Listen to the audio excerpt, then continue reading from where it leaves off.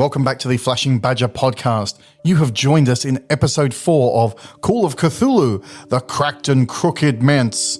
If you haven't listened to episodes 1, 2, 3, I would suggest you listen to them to catch up, and then you will hear the amazing adventures of Fitz playing Thadeus Marvell, Mike playing Jock Tabloid, and Wegs playing Roscoe Rollins. Yes, an inept band of investigators as there has ever been. When you left us, they were making explorations into the mysterious disappearance of Arthur Cornthwaite from the Fitzgerald Mansion and had just come across his empty bedroom that appeared to have been sanctified or barrier-coated with salt. What could it possibly mean? These clowns have no idea. Let's see if they figure it out after the music. Flashing Badger, Flashing Badger, alright. Flashing Badger. Thank you for joining us. As I said, this is episode 3. The investigation continues with the investigators upstairs in the Fitzgerald Mansion. Roscoe just had a close encounter with some form of malign entity while sticking his head foolishly into the chimney of the bedroom. To be Roscoe, fair, I was encouraged by the dungeon master. he lured you in. I merely give you opportunities. You choose to take I them think or all he not. said was, there's a chimney in the room. And you're like, I'm in. Oh, stick my head in it. No, I think he even tried to talk you out of it. He went, does it go to the cellar? And he went, no. And you went, I'm sticking my head in it anyway. Just once, can we play one of these investigation games where we're all investigators rather than a magician, a boxer? I imagine they're easier when it's like, oh yeah, you passed that. You're quite well trained at looking for that. It's true, but you three don't fit the criteria of investigators. You're all fools, so fool point. characters suit you better. I like that. So this bedroom, you're in utter disarray and shock, Roscoe. You've backpedaled across the floor. What are you telling your colleagues about what you saw? I wish I could tell you something. I don't know, something black, a shadow, but evil. I can't tell you what it was. Was it going down or going up? going down. I looked up and I could see the night sky for just a glimmer of a moment, and then something came down the chimney. Thank God I spent all my luck points and dodged and got out of the way. I rush to the bedroom door and I listen.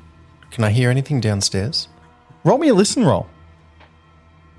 I've given you a 96. I probably won't even bother looking. No, that's not going to be a success unless you're the best listener that ever lived. You can't hear anything out of the ordinary. You can hear the creaks and groans of the settling house. That's all. Jock and I are looking at each other a bit like, what's wrong with Roscoe? Why is he carrying on like this? Is he? Well, you've apparently been jumping at shadows as well. I'm the only one who's keeping it together, and I'm starting to think that you two are losing it. You're talking about seeing things, and I haven't seen any of this. So from this bedroom, there is a door back to the hallway that you came from the landing. There's a door that connects through to another room on one side and a door that connects in the other direction. One of them you can see what looks like the telltale marks of tiles underneath the door that suggests to you it might be a bathroom. But apart from that, Is there a salt barrier between those two doors? there was. Oh, until the cape blowing, fall over, brushing of all the salt out the way. Pretty much. Well, that's okay. Well, done its job over the last however many days or weeks. So, sure, I'll go open that door. I follow him. Which one? Into the bathroom? Into the tiled. So you open the door and you make your way inside. The door slowly swings open, and inside you can see a large, luxurious bathroom. And this is beautiful. This comes as sweet relief to you because you, Jock, are covered in mud. Sure and you're am. up to your knees in coal. And I think, Thaddeus, your cape is becoming a dead weight of rapidly hardening mud. So you can see there's a giant bathtub. There's beautiful tiles on the floor. There's marble fixtures and fittings. He's trying to get us to turn the taps on by reminding us that we're covered in mud. I thought we were going to have a shower. There's a mirror on the wall. There is no, I don't think there's a shower. I think there's a bathtub because I think it's pre-showers being popular. I don't know though. Bath gels and beads and stuff like that. Yep. Towels. Yep. All of that. All the trappings you would expect. There's a The toothbrush. towels have the letters AC on them. It looks to you like a big, well-appointed bathroom. There's a mirror hanging on the wall. You can flick on the electric light overhead in here again and it lights up. The same, the fact that the tiles come up the wall a bit, there's not sort of bare wallpaper. You can't see as much water damage here as there is evident in the other rooms of the house. I am drawn to the memory of last week where you found a note. Sorry, I found a note, but that you're holding on to at the moment, where it did mention something about it being in the water.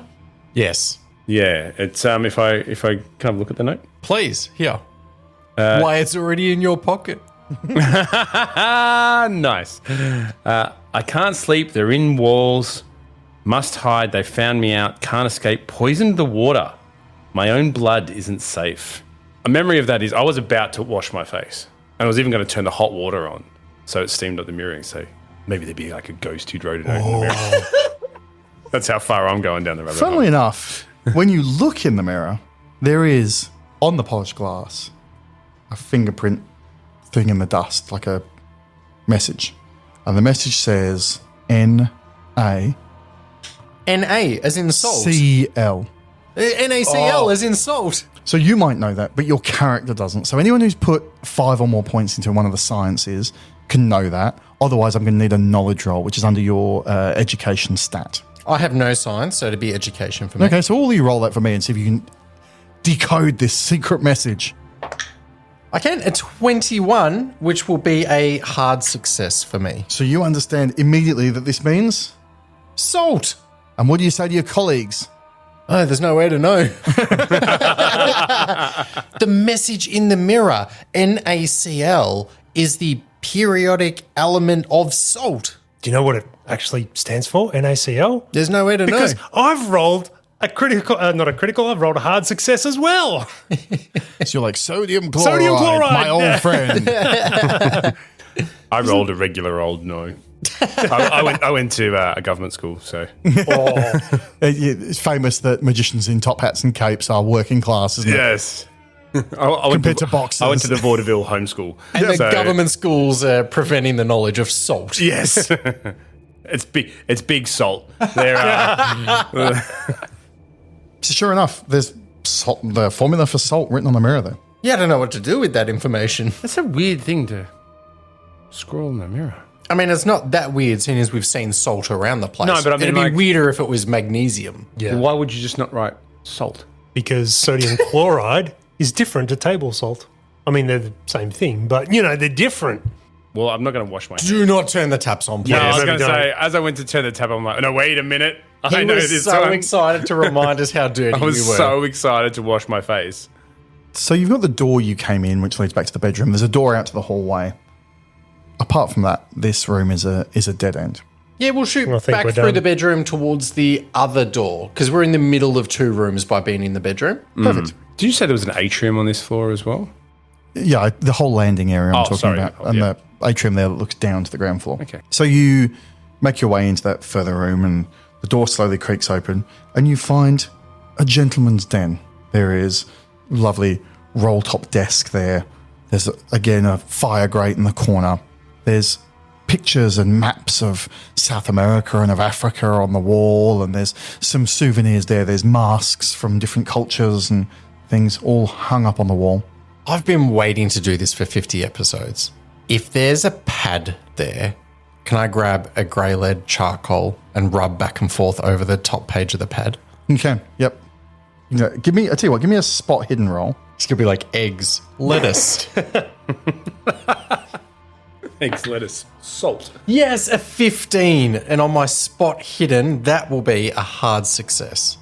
Well, the first thing you notice, because you're not very clever, the first thing you notice is the double-barreled shotgun that's hanging above the mantelpiece. Because you just hadn't turned left when you came in the room. You'd beeline straight for this desk. So sure enough, there's a double-barrel shotgun over the mantelpiece there.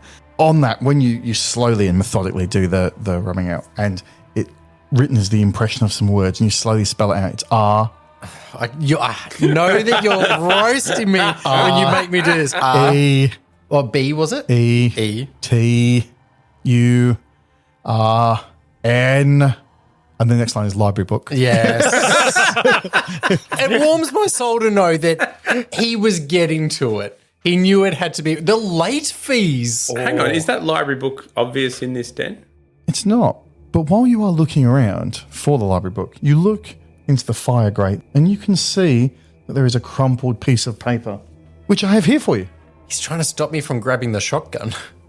To whom it may concern, I am writing this statement in the event of my joining my staff and my expedition members in death. Good God. I, Arthur Cornthwaite, being of sound mind and body.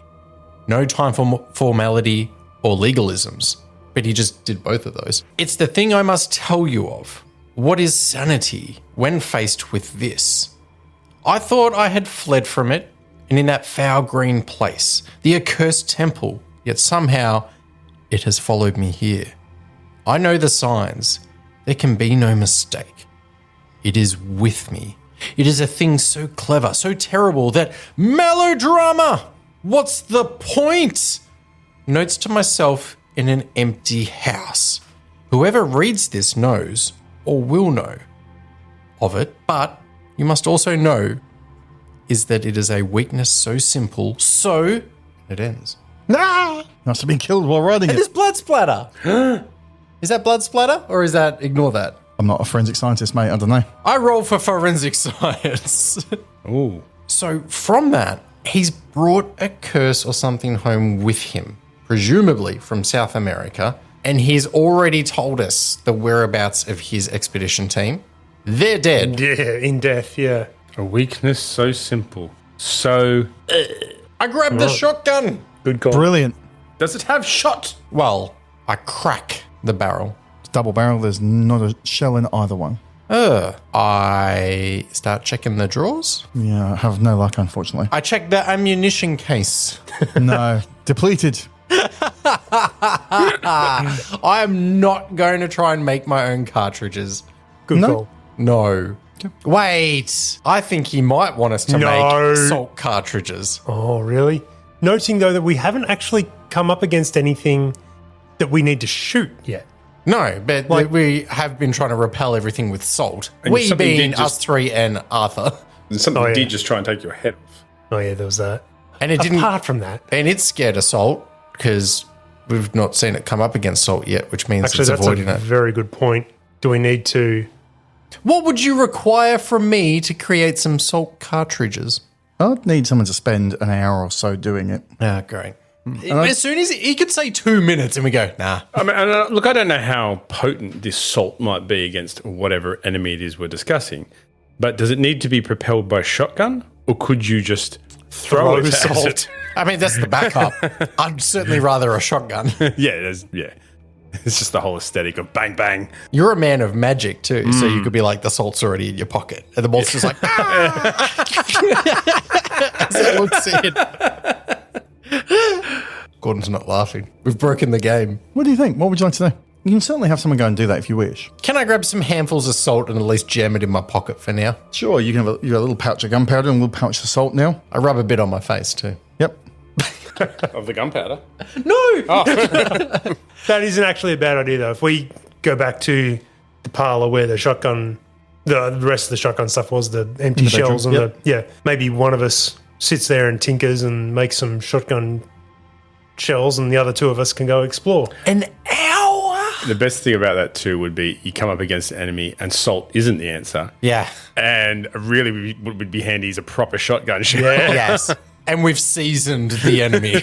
Well, you can do a couple of each. We've just peppered him with salt. That lead shot scattered over the floor. You can I mean, make we could pack one with half lead, half shot. Half salt. So, mean- we've got all our bases covered. I mean, that's a lot of time and effort for something that hasn't happened. But someone's trying to get a message to us about salt on the mirror. I feel A confident. human has written that. I feel confident that salt is the key. So confident that you'll give up an hour? You give up an hour of Fitz's, yeah, sure, yeah. But I'm the most expendable, which is why I'm like, no. I can do it. If you guys are happy to keep wandering around, leave me in this nice, well-furnished, gentleman's den. Put me to work, and I'll create some half shotgun, half rock salt shells. Looking around the study, going through some more drawers, having a bit of a play. What Nothing- other weapons do I equip myself There's with? nothing else to find in there. Shame. Significantly, no. Then this looks to you like a sort of a retreat. This doesn't look to you like the big study. You expect there'll be a room with more detailed stuff in it here. This is, apart from the shotgun, this is sort of like a casual, almost a sitting room off the bedroom rather than Yeah, a okay. full gentleman's study with a globe and a drinks cabinet and everything. leave the bedroom door open so you can yell down the landing, but you can also yell down the chimney to us, unless something's blocking it. Yeah. I might do this in the room that doesn't have the chimney in it. Just make sure you got plenty of salt around you. Yeah. Make a little ring around you. Yeah, that's what I'm thinking. How much salt is there? Give you 20 minutes to scoop it all up. Oh, No, you can collect. There's still a decent amount. There was quite a lot in front of the other rooms, so All right, I'll do it in the... well, I'll leave you with the bag of Yeah, this- gunpowder yeah. then as well. let me clarify that. There's a fistful or two. There's not bags and bags and bags. There's also like dust bunnies and, an old sultana and all these other things A you've scooped off, mothball. a mothball that you've scooped off the ground as A well. watch battery, even though they haven't been invented yet. Oh, hang on to that. A bobby pin. I've given him the gunpowder as well. Excellent. And So which room are you sitting in to do this, just so I know where to send the monster? I've changed my mind. I'll be joining the other two. No, I'll be in in that little gentleman's den. In the den? In the den, yeah. it's called a den. The It's going to be a monster's monster. den. All right, so Oh, God. you guys, the other two, are you sticking together? Yeah. Yeah, let's head downstairs. Let's look for this larger study that may exist in a mansion like this. You're not doing any more of the upstairs rooms? If there are, we'll have a quick sticky beak in those. There's yes. still a couple of rooms you haven't done. Oh, then, yeah, I think we Roll do for that. sticky beak. The next rooms of directly over the hall is locked. It's a large room that takes up the front corner of the property there. Or is it? If you look in my eyes, look in my eyes, look over here, look at here. Don't look behind my cape and where my other hand has gone. And all of a sudden you'll find, hey, presto. Locksmith roll. Excellent. There's always one lady assistant that emerges out of nowhere while he does this, and then she's gone again. Yeah. I've done a regular pass. Great. 37 under 50. The lock clunks open, and inside you find a room that's rapidly gathering dust, but every available surface is covered. There's small display cases, there's things hanging on the walls, there are pots and vases and statues and carvings and idols and musical instruments from all different cultures around the world. And to you, this looks to be sort of South American stuff. And as you enter the room, the faces of these masks seem to leer in your direction. Your torchlight casts shadows, they're haunting and frightening. All of these stare with painted outrage, their flat eyes hostile to the colonizing men who removed them from their ancestral homes. I'm not putting the mask on. Stop trying. Stop me! There is just a oppressive feeling in this room, and you feel that you're being watched from 100 directions. Why is there so much dust? Is the window open? And if you give me, it's just a dusty house, mate. If you give me an anthropology or archaeology roll, you might be able to tell something about these artifacts. No, I can tell you right now I won't be able to. I'm young and I'm not big on history. I can spend luck. Do it. Yeah, I'm going to spend 12 luck to give you a pass because I rolled a 13. Okay. By amazing fortune, you know very little of world history, but you recognize that these are, from some of the books and the research you did and the books you looked at in the library and so on, that these are South American artifacts, almost all of them. And these, the masks especially, strike you as these are funerary artifacts. These are sacred objects that would have been left on or with the dead. And it's the ultimate transgression has been undertaken in removing them from the graves of which they came. We need to return them. To South America. No, like if the land is just trying to recover the masks and it's enveloping the house in order to collect the masks, maybe we can throw the masks into the pit. The chimney? Yeah. Burn them? Let's win it. No. Maybe you should pick up all the masks, but don't touch me. No, that's not happening. Once you tell me what they are, I'm leaving that. Do we need to put Burn them the inside house? obviously. That'll be happening anyway. Do we need to put them inside a circle of salt, just so their evil voodoo is sequestered? I'm making this up. I don't know. I'm thinking something's trying to recover the masks. So I just want to give it the masks and be like, you got what you want? Yeah. Yeah. I got a story. Oh, yeah. But give us our horse back. Seb needs his horse. Yeah, but what is actually after them? Like the only thing that we can point to say is hostile is this thing that came down the chimney. He brought a curse back with him, and the curse is surely that he took the masks. Yeah. And the jungle that is swallowing everything is doing that to punish us for taking the masks. Hang on. Yeah. Us. It wasn't us. We didn't take it the wasn't masks. us. Yeah, don't drag me into this. Hang on. That only accounts for Arthur's Yeah. illness. Doesn't account for the Kerwins or the Fitzgeralds or the Ainsfields, or quite frankly, Yeah, the some Franklins. gaps in my investigation. Yeah. This is why you're only a cub reporter.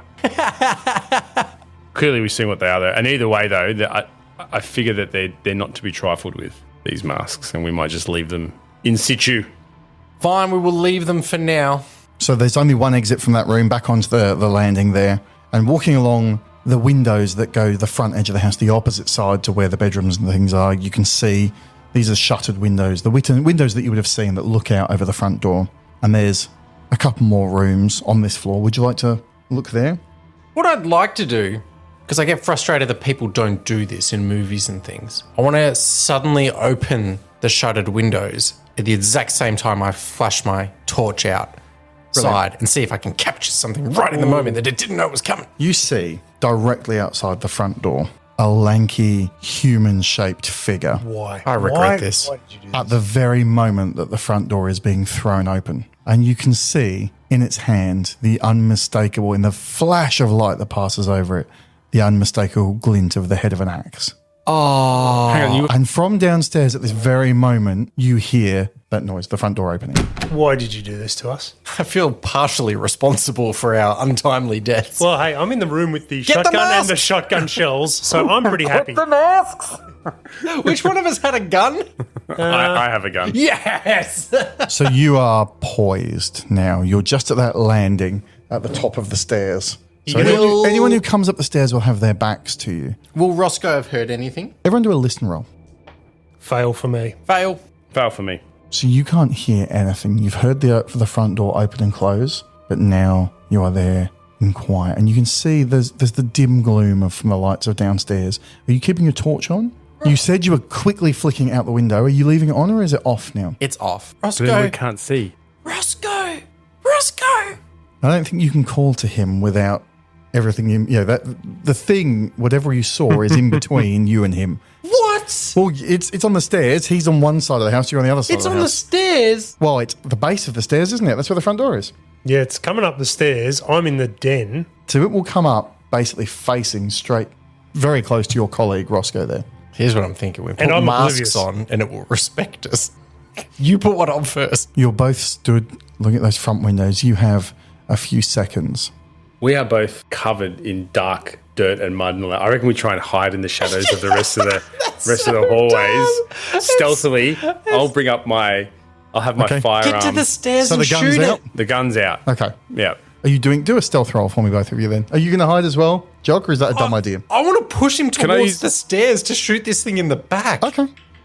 Oh yeah, I've done a 12 under 15, which is a hard pass. Amazing. So make sure you tick your stealth skill that you've used it successfully.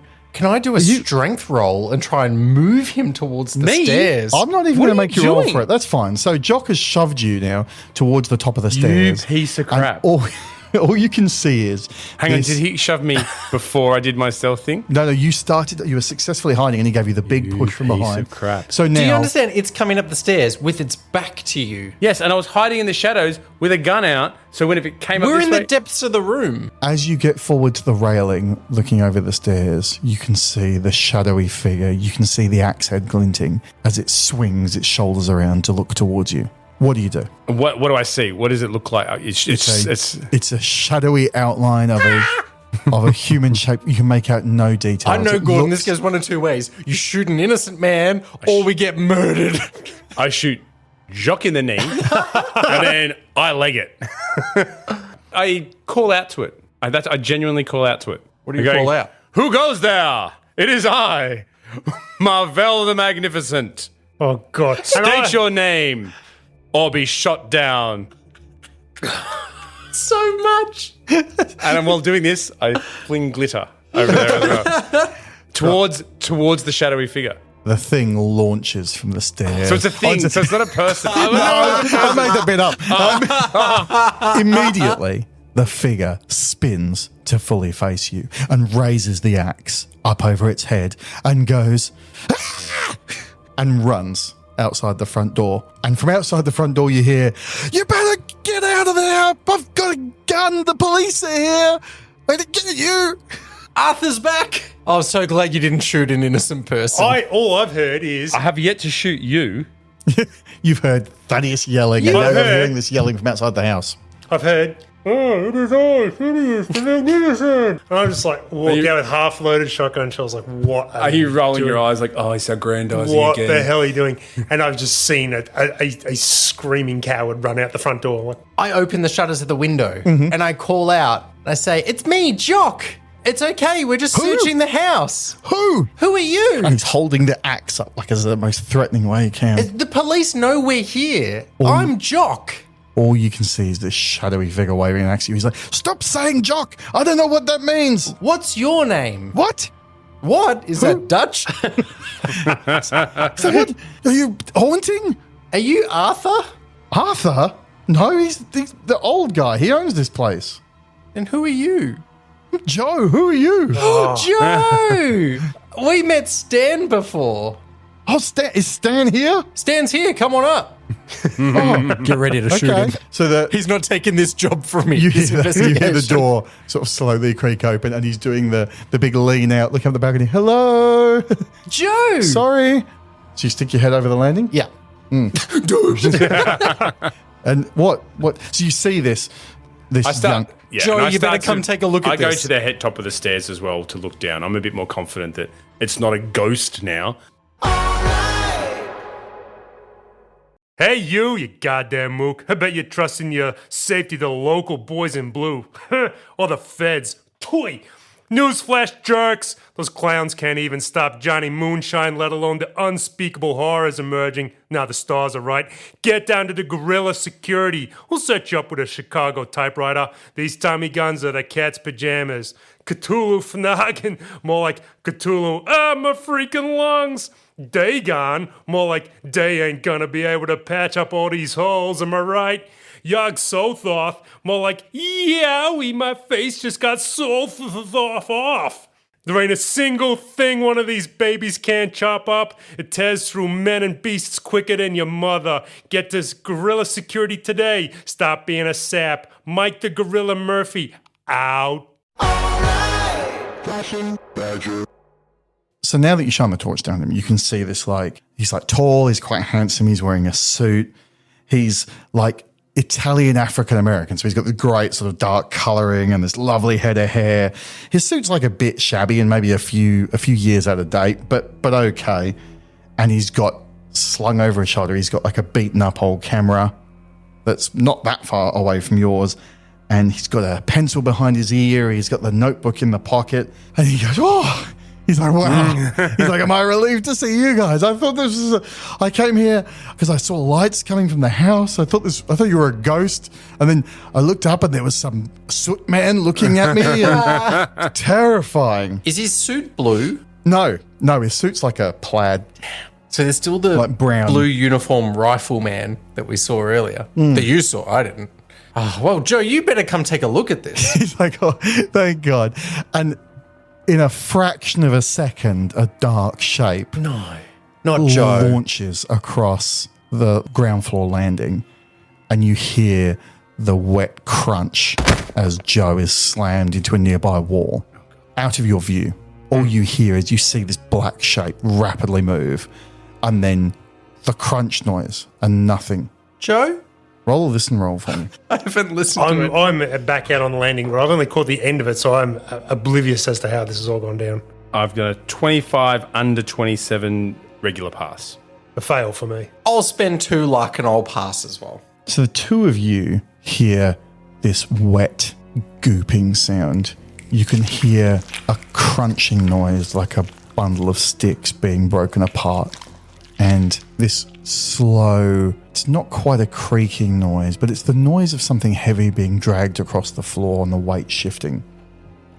You're on the top floor, you're looking down, and you can see the sort of from the stairs midway up, but this noise seems to have come from almost directly beneath you, the base of the stairs. I think Roughly an hour and 20 minutes have passed and we have our shotgun cartridges Yeah, well, I was ready. going to say, Incorrect. There are no shotgun shells yet ready to go. I think we still have to have a look at what it is we're We have to dealing with. rush it. It's clearly We'll go tied around up from the feasting. top from the bottom. What if we look at it and it's twice the size of an elephant and we're I going to rush it? slide the shotgun across to Roscoe as I grab onto Thaddeus and drag Thaddeus towards the stairs as I shine the torch towards what's happening. Tell you what, I think you Roscoe. overestimate your strength here, champ.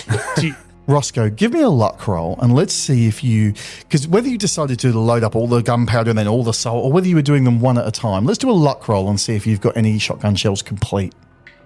I've failed the luck roll, unfortunately. So you have half a dozen or 8 half-assembled shotgun shells, but none that are in a condition to actually fire anything. You have a rather expensive club in your hand. Yeah. So you have the shotgun in your hand. Jock, what are you doing? I want to shine the light onto where the noise is, but it's under us in the landing. I can hear, it sounds like the beast is feasting below us. There's some sort of wet, crunchy noise. It's an opportunity. So I want to put the torch on it. I pushed Thaddeus forward towards the edge of the landing, the railing, so we can see back under us, and I shine the torch. Right. Thaddeus, you happy with this? You going on with this? Yep. Roll a luck roll for me. Luck! A 42, which is I failed by 2. As you lean over, the railing gives way I mean, there is so much water damage. and you fall towards the sort of midpoint of the stairs. Roll me a jump roll to see if you can land as well as you can. I haven't. It's a 69. Right, roll a d6 for damage for me. 4 damage. Great. Take 4 hit points, and your leg is now injured. Thaddeus, roll a luck roll for me. I'll give you advantage because he's sort of dragging you behind. So you can roll an extra 10s dice and take the best result. I'll take that one. I've got a 19. Yep, you've succeeded. You've passed Yep. your luck roll? Yep. Right, so he manages, because you're sort of leading the way and you're leaning, he manages to kind of shake your hand free and you fall and you impact. And as you hit the ground, you see a black shadow quickly overwhelming the body, the fallen body of Joe. I like And Joe. it's surged over him. Roll me a sanity check. 33, I've passed. So you are overcome by the sight of something that just appears otherworldly. It looks to you like a shadow moving, a wet, glistening trail left behind the motion it's made. And the crunching noise is continuing. And somewhere within you, as you're trying to regain your feet on the stairs, you can tell that this thing has noticed you.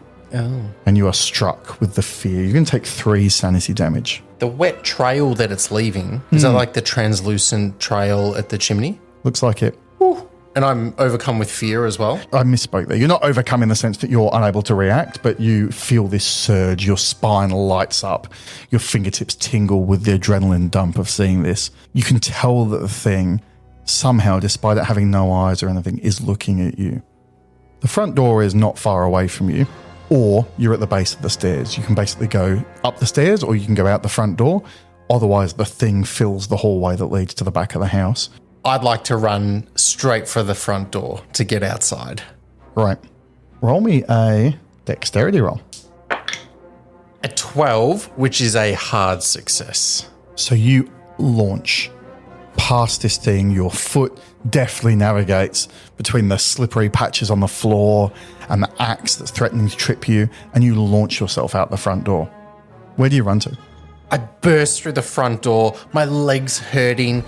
I have in my head that I'm going to be able to just run forever in a straight line, but I'm quickly overcome by the pain in my leg and it's slowing me down. I trip on the bottom step. I fall into the gravel in the driveway. Ahead of me is the roundabout, and I crawl back up to my feet, and my hands are dirty. Everything's dirty. I feel heavy, and I'm making my way towards the car, which is hopefully still parked there. Hopefully. Model T Ford? Lights are still on. Engine's running. Roscoe, I presume you came out to the balcony when you heard all this noise and the thing, and we talked about. Yep. You see Jock fall, and you see him bolt out the front door. And you can see some sort of, from your side of the balcony there, you can see some kind of movement. But to you, there's no light shining on it right now, so it just looks like a shadow undulating, I suppose. I haven't got time to get down the stairs safely and then past it and to the front door. I'm retreating back into the den, and with the shotgun and some half-made shotgun shells, I'm barricading and I am getting to work trying to get some shells ready. What about you, Thaddeus? I run to the top of the stairs because I'm on the other side now, taking a look, and I get the full view of this beast thing, and I see Jock making the beeline, and there I am at the top of the stairs, and I think I might fight this thing. So I raise up my .38 revolver, and I start shooting at it. I was hoping to be magic v magic. That's coming. So roll me your firearm handgun skill there. I've rolled a 3, which is a success, an extreme one under 6. Wonderful.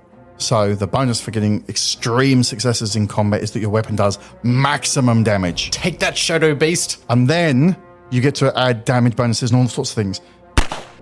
Rounds impact into this shadowy mass, and it has no overt reaction. Damn it. Except for you can see sort of a momentary sort of quiver where the round seems to have hit. But beyond that, there's like no reaction. Nothing. Because it was Delta Green that you one-shot. One shot it right that at the was end. amazing. it was If the you did that again- It was the last move of the game. We're just going to get a pistol in your hand every game. It was the diplomatic immunity shot. And Seems to not react, except when you look down now, more of the room seems to be in shadow than was before. And there's a loud creaking and clanking noise. Pipes rattling in the walls, plus the creaking of floorboards. And it looks to you like it's almost like the house is submerging into shadow. There goes the cellar. God. Lucky we're not in it. All the coal. So, Roscoe, have you shut the door to that room? Are you in there barricaded, you said? You're putting salt up and... No, I've just shut the door. I need to focus on getting these shotgun shells. I can't spare 1 second. So you're about, in my view, about 15 minutes into an hour-long process. But he's going to get lucky. You'll see. I'm happy for him to continue.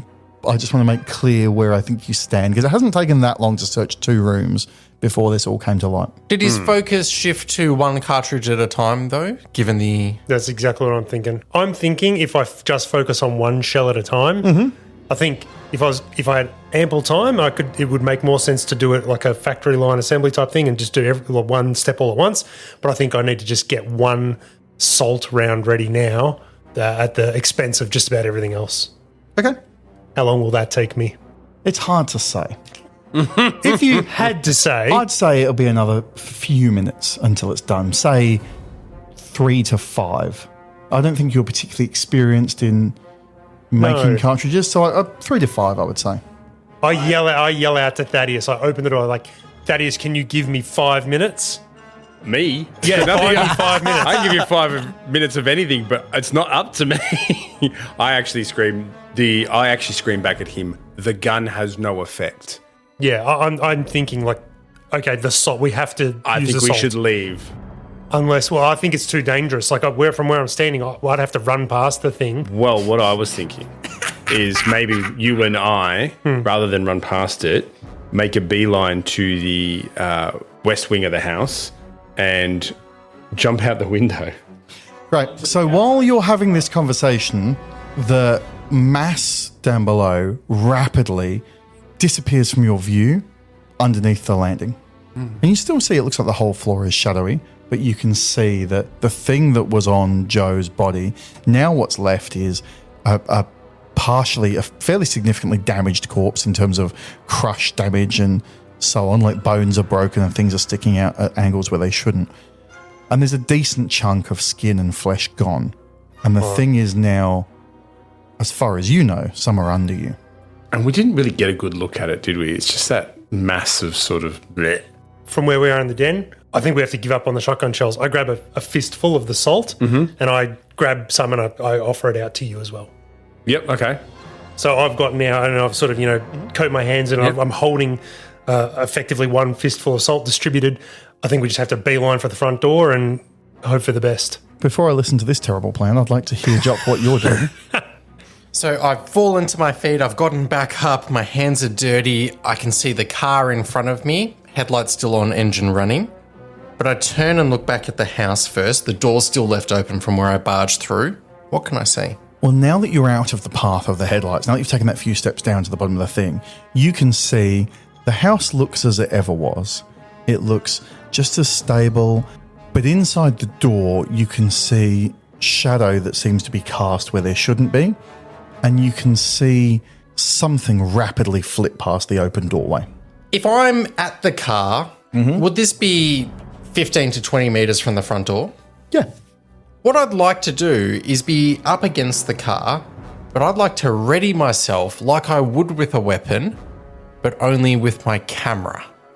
with my finger on the button Yep. and looking down the Is lens. it one of those squeezy bulbs? Yeah, I in think those it's days? a- Okay, Whatever. with that, but facing the front door, I'm looking for an opportune moment when I see the shadowy figure again to photograph it. Let's cut back to the ill-conceived plan upstairs. Nah, it'll be fine. Nah, we'll be right. So where are you? You talked about a window. So I was thinking, this was my thoughts of the plan, is we run away from where we think the beast is to the west wing or the west wing of the house where we first explored around there. Now, there was a garage, a newly built garage against the house. I would think that at least cuts out a story worth of fall. Jump out the window, onto the garage, off the garage, into it, and we can either meet up with Jock, or there's another car there as well, which might help aid in our escape. Oh, you fall through the roof into the car, Oh through my the God, top that of would the be car, amazing. into the driver's seat. So I would say that garage is out the side of where that basically the bathroom windows where you looked at Yeah. before. It's out that side of the house. So if you want to, you're going to have to move into the bathroom and then find an appropriate window to get out of. Is that your move, both of you? That's what I'm thinking. Looking at the map, I think that that's basically running down the end of the hallway. So we still got to run, or we run past where we know the beast is. This is almost running away from it. True, but then it involves a jump out of a window and hopefully landing on a garage. And my jump skill is not amazing. I didn't even realize I had a jump skill. Yes. Mine's terrible as well. You'll just take damage. Cool. You've taken too long to decide. So No, I'm going no, downstairs. this No, we haven't. this moment launching from the underside of the landing towards Thaddeus, you're still the closest, towards you, is a black mass. And that mass grabs on to your leg around the knee and starts dragging you back towards the edge. Yes. Down the You stairs. can feel towards the edge of the landing where the balcony break where Jock okay. fell I'm off. standing there. Okay, yep. And you can feel the crunching of your leg bones as it's squeezing you so incredibly tight, like your knee grinding on itself. Not breaking, but It's hurting. like it's been put in a vice. Yep. Incredibly painful. And it's pulling you back towards the staircase. Do I have a chance to do anything now, or is it all on Thaddeus? Yeah, Are you Roscoe, looking you for can my go. reaction? Roscoe's got better decks than you. He can go. I dive over to the edge of the landing and I look over and I throw one of my fistfuls of salt down into that black mass. Great. Is it on at the bit that's on Thaddeus's leg, or is it just down to the floor below? I sort of look over and I can see a vaguely humanoid shadow. And You it's, can't anymore. All you can see is there is now a blob that's kind of coming up over the landing onto his knee. So it's almost, as far as you can tell, half of it stretches under the balcony and the other half is on top of the balcony on his leg. But there is nothing else except the floor now looks to you like it's got an inch of dirty water standing on it. all right, it's into that main blob that's sort of leading to where it's holding on to Thaddeus. You throw the handful of salt. Roll me a d4 damage. 2. There's a squeal and the mass seems to contract, but continues. At least we got a reaction this time. Yeah, that was my movement, Thaddeus. I have the handful of salt that he's handed me, and I throw that directly on Great. Roll me a d4. to the mass that is grabbed around my leg. 3. And again, this mass constricts and withdraws underneath the landing. So does it's it- like it sucks itself back underneath. Does it let go of my leg? Mm-hmm. Yep. I just look at Thaddeus. I'm like, okay, window. Window, and we both start running. Through that front window or to the bathroom window you talked about before? The bathroom window, I think. The bathroom window. Okay, both of you roll me dexterity. Thaddeus, I think yours is going to be at disadvantage because you have to clamber up off the floor first. So you want to roll 2 10s dice and choose the worst one. I've got 37, which gives me a hard pass under 40. I rolled a hard pass, 28 under 32. You are running your way through and you slam open the door into this bathroom and you're confronted with this shuttered window. You've both got hard passes, so I'm happy that you can run the next part of this. Are you pulling the shutter off? Absolutely. Oh, yeah, just wrenching So it off. glass Brute window up. force. Yep, yep. Shutter pushed out, and you see that you are level with the edge. You'd have to sort of jump diagonally if you wanted to get on this roof, but you're kind of level with the edge of this garage. Otherwise, it's a full high ceiling 10, 12 foot drop to the ground. Or you can try and make that leap to the garage. I'm making the leap towards the garage. Roscoe, are you lowering yourself gingerly or are you diving? Oh, I think in the circumstances we're diving. Great. Both of you roll me a jump roll. I'm spending 13 of my luck points to make it a pass, And that a brings regular pass. brings you to a total luck of. Look, I'm in the single digits. And Thaddeus? I failed spectacularly with a 61, so I would have to spend 41 luck and do the same thing. Okay. Roscoe, you're first, and you jump and fairly deftly land on this roof, and you tuck and tumble and then drop the remaining distance to the ground, and you land virtually on your feet and moving. Thaddeus, as you go to jump, your back foot slips off the windowsill and you slam into the guttering around the garage, just barely grasping on, but somehow, by some miracle, you land flat on the ground, basically on your tailbone, but almost miraculously unharmed. And you don't know if it's adrenaline or what, but you pick up and you're back on your feet again. Behind you hear the noise of the house is now a rumbling, like an earthquakey type feeling in your chest, and you can see bits of loose brick dust and stuff from the eaves, tiles and things begin to slowly fall. Jock, you're on your Hi. own. What would you like to do? Jock was scared, but he had his finger on the button. He wanted to capture something. He was in almost this state of Overwatch while this played out. Did Jock see something during that time with the grabbing of the leg to press the button? No, it was all up above the eaves of the door frame and That's a things. shame. So Would have been a good shot. Jock has a crazy plan. In my inventory, I have a hip flask of good Canadian whiskey. I would like to take the top off that and pour it over the interior of the vehicle. You're right, that is a crazy plan. I can see where you're going with it's a this. good job you're not in earshot of this, because obviously you disapprove. Yeah. I would then like to set the vehicle up to drive it into the house. And as it's driving and I roll out, I light it. Because it has a full tank of gasoline. This is an incredibly stupid plan, but there we go. I'm not here to editorialize. It's that or I drive off and leave No, you. sorry, you got that. So This is way cooler. all right. So in terms of roles, I think you would need to give me a combined.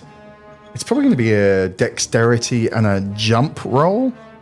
Oh yeah, the jump. Oh, I'm not getting out of this car. Or I tell you what, dexterity and dodge. Dexterity Okay, and dodge, I think cool. is fair. I'll start with dexterity. So So when you it's say a combined combined, roll, so you're rolling both of those. Okay. But you're just doing one dice roll, and we're seeing it might pass one, but not both, or whatever. sounds good. I've rolled you an 18. So my dexterity, that is a hard pass. And for dodge, it's a success, and it's a hard success for dexterity. The car, the steps thankfully are worn and bowed enough that the car can gain purchase as it makes its way up. And just at the moment as the car is accelerating up the steps, you flick your lighter and drop it onto the passenger seat. Miraculously, you launch yourself from the driver's seat, I never knew you had it in you. landing heavily with your shoulder on the steps, and you tumble down to the base. From inside, as the headlights, you catch a glimpse in the headlights of this mass rising up, like I say, like liquid rising up from the floor. The car is well aflame by the time you regain your footing down the bottom. Roll me a luck roll. A 40. And my luck was exactly 40. I presume you're continuing to run away from the car? Maybe I'm too scared to even get up and with my injured leg and I'm just rolling on my side away from it. The car goes up in flames. The flames start to lick the face of the building. Thaddeus, Roscoe, you're on the ground right near the garage. Yeah, I'm making my way around, and I'm sort of, as I'm coming around the side, I can start to see this weird orange glow. Yeah, you've heard a massive heard impact. A huge commotion, and then this strange orange glow, and I'm thinking, sounds like an alcoholic car fire. No, that can't be right. Did they have horns?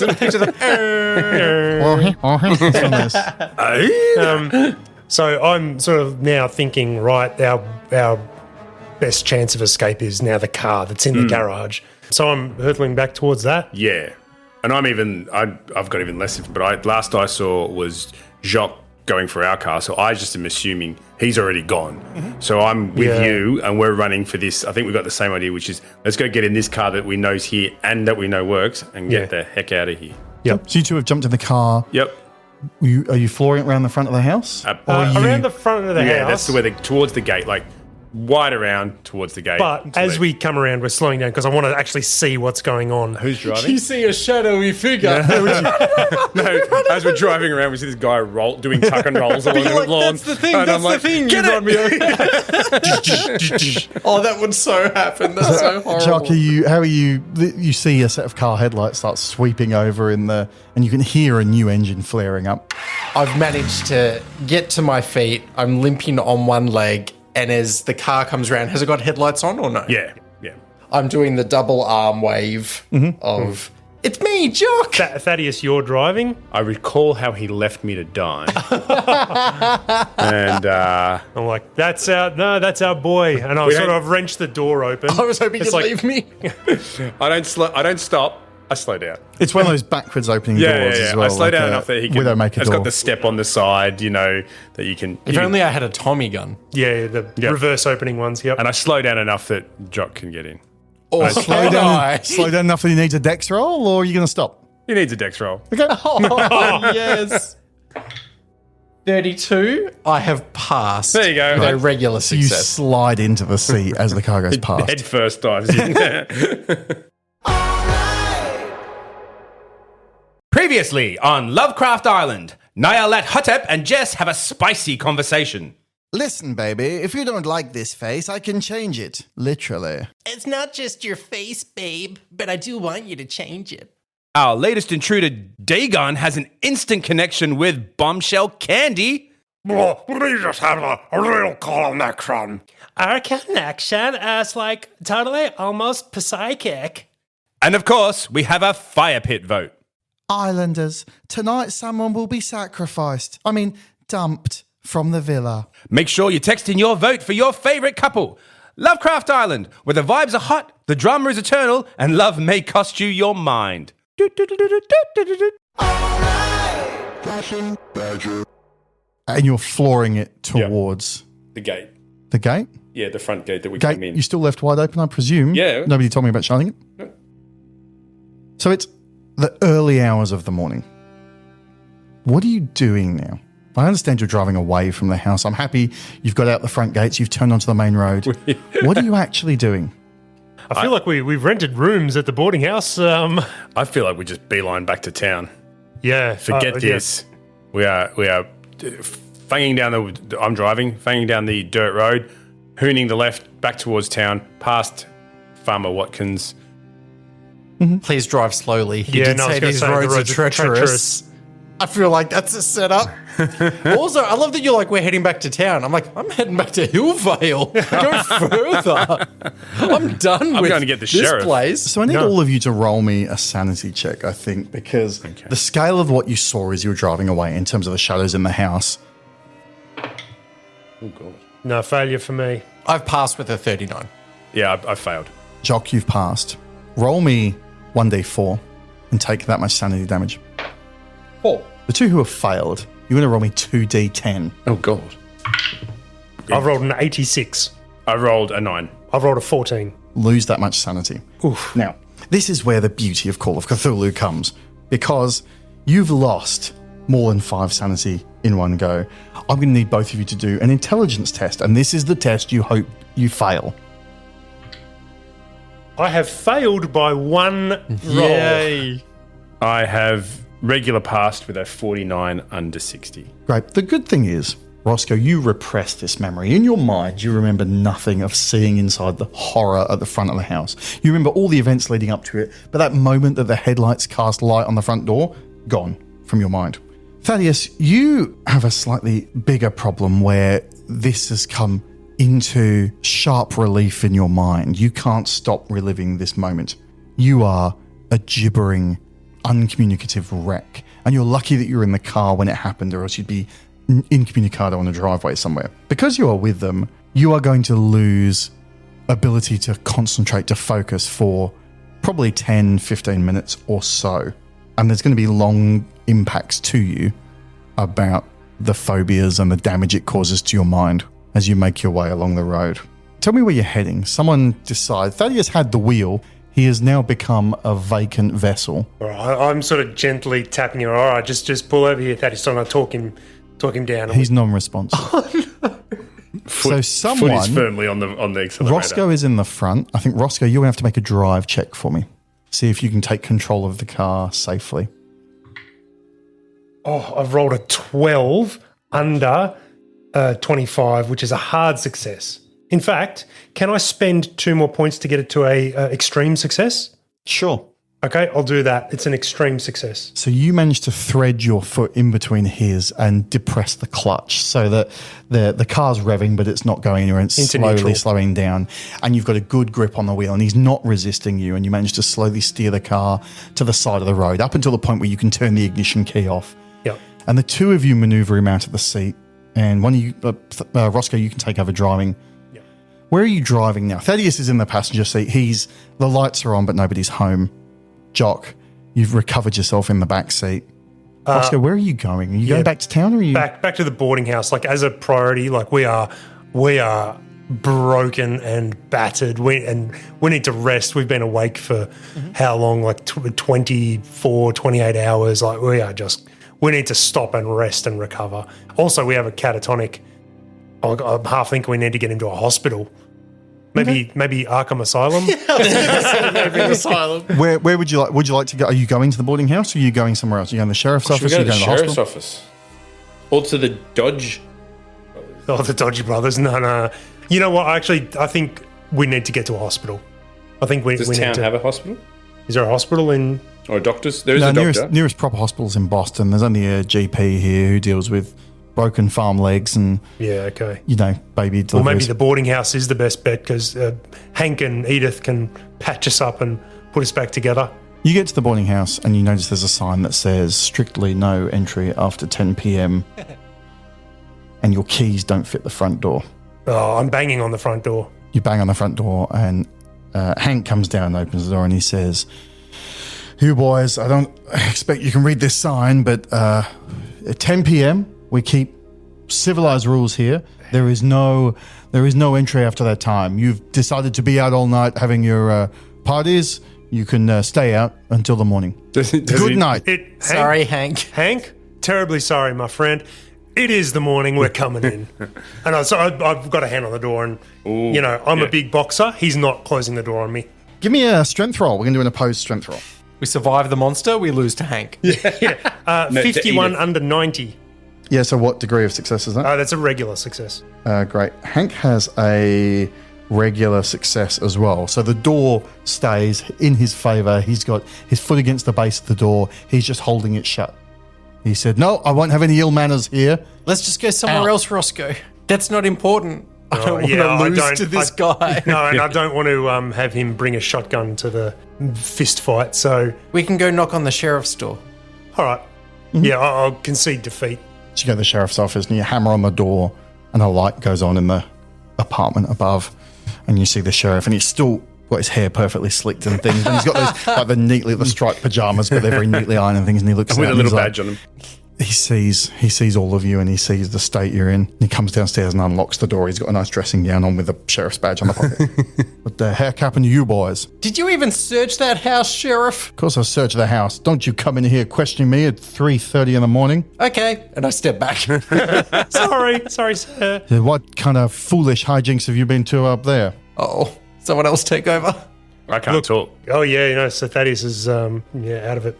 Look, Sheriff, we went to that house. We were looking for Arthur. I don't want to get bogged down in the details.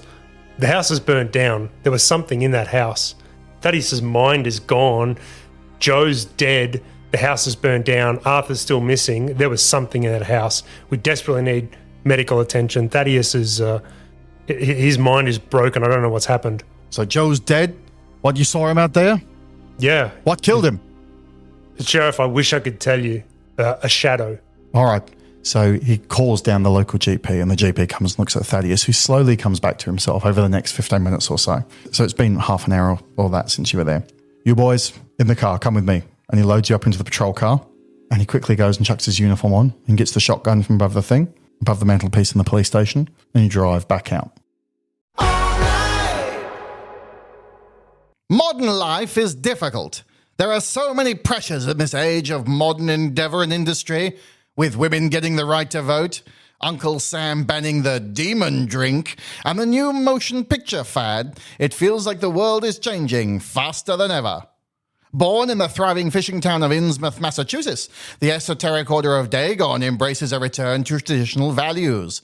Values like limiting federal government oversight, stay in Washington, Uncle Sam, productive jobs, rejecting your modern crazes, like fishermen and cultist, the sanctity of marriage between one man and one fish woman, a return to humanity's birthplace, the deep ocean, guaranteed accommodation for all in the sunken city of Yuhanuthle. Visit your local Esoteric Order of Dagon temple today and ask for more information. The Esoteric Order of Dagon. Reject the modern, embrace the maritime. Flashing badger. You get to the gates and you can see the manse is standing. There's no raging fire. There's the wreck of a car you can see from in the driveway shoved up against the front door. There are scorched flame marks around the doorway. Apart from that, the house looks intact. You boys had a hell of a time out here. When you drunk and crashed the car, or This car stinks of Canadian whiskey. No, but we bought Arthur's car back. Like, we torched our car, didn't we? So we've got Arthur's car. So I think we just have to play it apologetic. I'm sorry, Sheriff. Don't know what came over us. Really sorry to have wasted your time. I We have need to my get out. big satchel bag that has my camera in it. And I just sort of point to that and look at Roscoe. I'm not saying anything about my camera, but I'm trying to remind Roscoe that I've got film that should have photographic evidence of what we saw last night.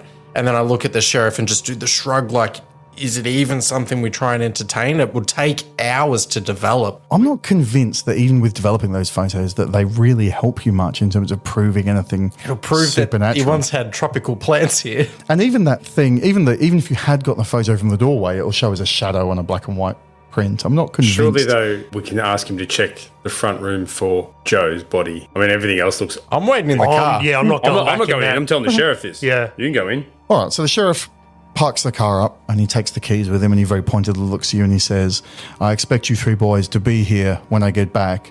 I don't expect to have to handcuff you to the car, do I? Please No, don't. Sheriff.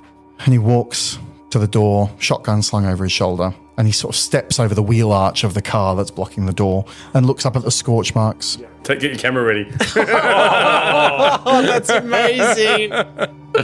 And he steps into the front of the house and you see torchlight click on and the sun's beginning to come up now, but from inside you can see the light of a torch. 2 minutes go by and then 5 more and then 10 more. And finally, the sheriff steps out over the front wheel arch and he says, well, boys, your dead body's disapparated. Presume that's the work of your magician here. A lot of nerve wasting my time for a traffic accident. And I suppose it is beholden on me to ask where the professor's car may have gone and why your car has crashed here. Well, we left the professor's car at the sheriff's station, didn't we? Yeah, it's in the street outside the Yeah, boarding house, yeah. so presumably he hasn't noticed that it was there. Yeah. So we let him know that. I think we're a bit flabbergasted. It's as to just what's been a going on. long night, Sheriff. Yeah, We're maybe we- tired. Can you drive us back? Great, I got a place for the three of you to sleep. Yep. And he boarding drives house. you back. And he he gets you out of the car and he opens the door to the back half of the police station to where the traditional cells with bars sit and opens the door and sends you inside. Shuts the door and he says, I'm going to have to make some inquiries about our friend Joe, but meantime, I think theft of a motor car might be something you boys need to think about. Maybe arson and drinking and driving. Don't know if that's illegal yet, but it should be. Sheriff, can we make a phone call to our lawyers? You city boys always want lawyers, sure. The Dodge brothers in town. No need for a phone call. I'll send them by. And he opens up the front door and disappears. You're safely locked in the cell and comes back with the 3 Dodgers. All 3? Yeah, they always move as a pack. It's like a hive mind. Gentlemen, you seem to have made quite a mess of the whole situation. Where is Mr. Cornthwaite? Jock, I think, then pulls out some... I have the paperwork folded up in my jacket pocket. The written statement from AC. Yep. It's not signed. No. But I present that to them. He states, I, Arthur Cornthwaite. Reginald looks at it and says, "Oh, yes, well, unfortunately, an unsigned will is not going to get us very far, and it further evidence of him having some mental difficulties towards the end of his tenancy at the Fitzgerald house. I assume you have not located said remains or Mr. Cornthwaite himself?" I walk back to the back of the cell and I sit on the little bed and put my head in my hands. Yeah, I think we're all sitting on our bunks. No, head in our head. we haven't. So the Dodgers seem resistant to your explanation at this point. Are you going to push any further? I'm going to go and try and persuade them. I'm going to try and charm them to our version of events, so at least someone else believes us before we sort of give up. Okay. And I fail. So you lay out this story, and how much detail? Do you go into the whole shadow Tell monster them thing? the whole shebang. Reginald Dodge says, yes, I see, I understand. I do understand. Thank you very much for being such a thorough investigation. And as he walks out back to the sheriff's part of the office, just as he's shutting the door, you see him do the old finger around the ear motion and pointing at you. So the trial goes poorly. The trial for what? You've all been charged with the theft. Joe is now a missing person. He's never shown up. The two of you, Roscoe and Jock, both get sentenced to 30 days in county for theft of a car and an arson. I'll take that. I was talking about flipping on one of you to get a better deal, but I'll take 30 days. And Thaddeus, sticking to his guns and telling this story about a shadow monster bear, gets sent for 6 months to the Danvers Insane Asylum. The idea, it's a rolling sentence. It's one of those until he's of sound mind, but it's initially 6 months. Wow. And that is the end of your liberty and freedom. But in the interest of the audience, I will read you some things. Oh, cool. And through the magic of storytelling, we revisit the Fitzgerald house 60 years ago, when Johnny Fitzgerald comes home from the war. His brother Billy didn't come home. He got taken by a Confederate grape shot. Johnny didn't get off scot-free, though. He caught a bullet in the head at Appomattox. It didn't bring him down, but it sure messed him up. Most fellows reckon that's why he came home and cleaned his rifle and shot his family and then himself. 30 years ago, it crouched in the dark, comforted by the nearness of what it cradled in its arms. Murmuring happily, it traced a figure along the blade, still slick with blood. Made sightless by the darkened room, it paused to listen, head cocked like an animal. It could still remember the gasps when they discovered its handiwork in the kitchen. Little brats, how they squealed. Another chuckle comes from his parched throat. He stood up, stretched and listened, felt for the panel to exit his hiding place. Couldn't find it. Where was it? Here? Where's the gap? The false wall behind the fireplace. It should have been here. After many days, he died in the dark, alone. His body is still imprisoned within the house. 1 month ago, Cornthwaite threw his bedroom door open and rushed in, his dressing gown flapping, his slippers slapping on the floors. Hurriedly, he knelt down and emptied his pockets, the shotgun cartridges tumbling out. Quickly, he started scooping them out. The solution was within his grasp. For the first time in months, he was happy. Soon, he'd be free. He whistled as he worked at emptying the shells, sitting on the bricks of the coal fireplace. He was so engrossed, he didn't hear the gurgling from the chimney until it was too late. Lurking in the basement of the Fitzgerald Mansion was a creature brought back as spores in clothing from South America, a creature that had disappeared tribes in its time, that was slowly consuming the house, slowly gurgling. The reason you couldn't get in those cellar doors, it was in there filling the space, and it was gradually filling up the first floor as you fled. Fire couldn't hurt this creature, or couldn't kill it. The only solution would have been to bury the whole mansion in salt. The creature goes back to sleep and awaits its next batch of victims to join Cornthwaite, and before that, his domestic staff that disappeared one by one. The ultimate ambush predator. So you three were lucky to escape with your lives, I would have thought. Yeah, 30 days in lockup is fine. I'm okay with it. I think you've done all right. It's quite a good Call of Cthulhu ending. There's been a group out there of investigators at some point playing this game that have managed to source a dump truck full of salt and complete the mission. You already had one booked. All you had to do was get the brothers to clear the check through and they would have sent it. There was one already booked. Right. So you even found that in the records. I assume that's what you were going to do, but there we go. So yeah, poor Cornthwaite discovered some horrific temple deep in the jungle where the locals had unknowingly raised up this beast and he'd carried it back with him. At least those locals would be So happy the older ones were just Coincidence? coincidence. I told you. You Just did. Yeah, you bad did. people doing bad things. That's right. You did. So there we go. We looked for patterns where there wasn't one. The great mystery of the Fitzgerald house is there is no mystery until just recently. It's just a place where like the, things happen. I like the idea that focuses on you leaving jail after your 30 days, getting back to the gym. You live in jail after thing, getting a press pass, whatever. And me, a photograph of me in a top hat and like backless hospital gown, doing tricks for the other inmates. and then they give me my pills and I go, no worries. And I swallow it. I go back, show her my empty mouth. And then when she's not looking, throw those pills away. For some reason, I picture the Roscoe and Jock thing is like the start of the Blues Brothers, where one of them's got out a few days before the other. yeah. He sat there just waiting in the car outside. Yeah. Oh, no, I never want to see him again. You don't cut loose your kids for much, but that's one of them. Or they pick him up at jail and go, Jock, where's the car? So anyway, I'm sorry for the full spoilers at the end, but I thought you deserved a little bit of closure. I was Both cool. to you, the plan was- I liked it. I feel like we lost the battle, but the war goes on. Like I feel like this will never. There'll be no closure. Oh, we can never move on from this. Yes, I feel like you're all profoundly affected by it. I do realise this is Cthulhu and there's no happy endings. Sorry, I thought there was going to be more to that. No. Yeah. And I was hoping to get away with it and people would believe me. And, yeah. Nah. No, unfortunately, Consigned to an Asylum is a pretty Lovecraftian ending. Yeah. Everyone's pretty much on board. Yeah. So thank you very much for playing. Roscoe, I think you did some very good work there. I think you were a little bit of a victim of circumstance at the end. Hey, I survived. That's a win. That's absolutely right. That's a I win. really enjoyed the character. And Jock, I thought for sure you were going to go, but you got very lucky getting out of the house first. Yeah, I rolled hot when it counted. Yeah. And even though I had a sore leg and I was full of fear, I do like your Scramble. missile of a car. you're like, fire wouldn't have hurt it. I'm like, worth the shot. Lovely plan. Thaddeus, I think you're my favourite though. I really enjoyed his close-up magic and his sleight of hand. So thank you very much for being here. This is, of course, Call of Cthulhu. It's the 7th edition from Chaosium Games.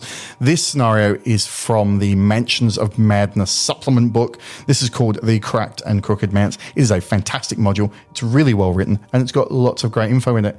As always, we would really appreciate encouraging people to listen, writing us a review on your podcast service of choice, and Mike's going to talk to you about the Discord. Yeah, come hang out with us in the Discord. We have a podcast-related chat, but there's also other little hobby hangouts, such as book nooks, cooking cuisine, mini painting, whatever takes your fancy. But hang out with us and help shape the narrative of the future campaigns that we play. Coming up next, I think there's a very fun little follow-on adventure I was thinking of doing for Call of Cthulhu here to may or may not involve these same investigators. But we may have an episode or two break and run a standalone RPG in the meantime.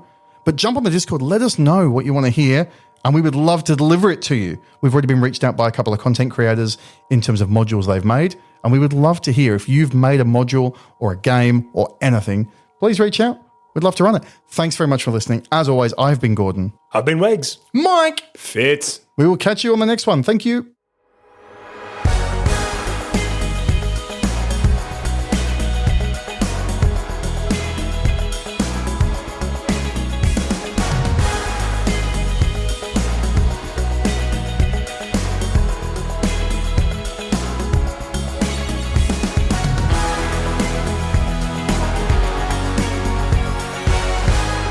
Crashing Badger.